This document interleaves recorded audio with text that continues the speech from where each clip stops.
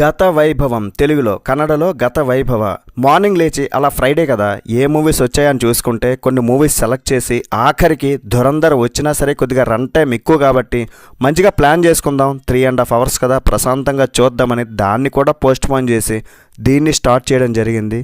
గత వైభవం టైటిల్ వినగానే ఏదో సోషల్ స్టడీస్ పాఠంలో ఉంది కదా, కానీ లోపల మ్యాటర్ వేరేగా ఉంది. సింపుల్స్ అని డైరెక్షన్ అనగానే ఏదో కొత్తగా ఉంటుందిలే అని ట్రై చేశా.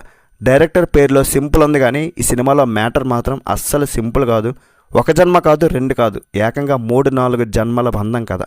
ముందుగా ఛానల్ని సబ్స్క్రైబ్ చేసుకొని తెలుగు డబ్బింగ్ మూవీ రివ్యూస్ ఇష్టపడితే and international wise movie reviews కూడా మన ఛానల్లో వస్తుంటాయి.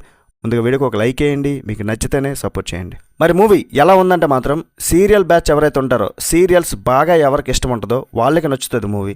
నాకైతే సీరియల్స్ ఇష్టం ఉండదు, సో నాకైతే మూవీ నచ్చలేదు. పొద్దున ఈ దరిద్ర ఫేస్ చూశాను, ఏం జరుగుద్దో ఏమిటో. ఈ మూవీకి బడ్జెట్ 20 crores పెట్టారంట సంథింగ్. విజువల్స్, ఆ cinematography, luxury sets, costumes and హీరోయిన్ని కూడా చాలా బ్యూటిఫుల్గా ఎక్సలెంట్గా చూపించారు. అషికా రంగనాథన్ గారు తెలుగులో నాసామిరంగా, ఈ మధ్యనే రవితేజ సినిమాలో కూడా ఈ పాప కోసమే మ్యాక్సిమం చూడాలనిపించేలా సూపర్ ఉంది. ఎద్దుల పందెం సీన్ ఒకటి వస్తుంది ఈ సినిమాలో. హైలైట్స్ అంటే ఇవి మాత్రమే తోపు, కానీ మూవీ మాత్రం సీరియల్ రేంజ్.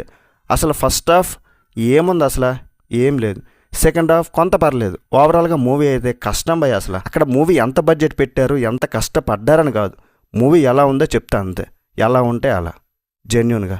కాన్సెప్ట్ అయితే మంచిదే, ఎన్ని జన్మలైనా ప్రేమ అలానే ఉంటుంది, కానీ తీసే విధానమే, చూపించే విధానం బాగోలేదు. హీరోయిన్ ఒక పెయింటింగ్ వేస్తుంది, అందులో ఉన్న హీరో నిజంగానే దిగొస్తాడు. కట్ చేస్తే వీళ్ళిద్దరి మధ్య 100 ఏళ్ల నాటి లవ్ స్టోరీ, దేవలోకం నుంచి మంగళూరు కంబలా రేసుల దాకా సాగే ఒక ఫ్యాంటసీ రైడ్. మూవీలో మగధీర సినిమాల లాగా కొన్ని జన్మలైతే ఉంటాయి. ఫస్ట్ దేవలోకం ఎపిసోడ్ ఉంటుంది, అదైతే మా టీవీ సీరియల్లో చూసినట్టు అనిపించింది. అది ఒక 45 minutes వరకు లాగారు. ఫస్ట్ హాఫ్లో వచ్చే ఆ పోర్చుగీస్ ఎపిసోడ్ ఉంటుంది, అది చూశారు, అది నవ్వించడానికంటే ఏంటిది అనిపించేలా ఎక్కువ ఉంటుంది. కామెడీ ట్రై చేశారు కానీ వర్కౌట్ అవ్వలేదు. సెకండ్ హాఫ్ పర్లేదు అనిపించే విధంగా ఉన్నప్పటికీ కూడా క్లైమాక్స్ కూడా మీరు ఎక్స్పెక్ట్ చేసే విధంగా చాలా సింపుల్గానే ఉంటుంది.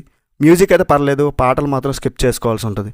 ఫైనల్గా మూవీకి పెట్టిన బడ్జెట్కి క్వాలిటీ అవుట్పుట్ అయితే బాగానే ఉంది. టెక్నికల్గా చాలా బాగుంది, అంటే వాళ్ళ బడ్జెట్కి తగ్గ. సినిమాలో మ్యాటర్ మాత్రం సీరియల్ రేంజ్ అనిపించింది స్టఫ్ అయితే. అషికా రంగనాథన్ గారు ఆమె అందం కోసం చూడాలంటే ఒకసారి చూడండి, లేదంటే మీ ఇష్టం.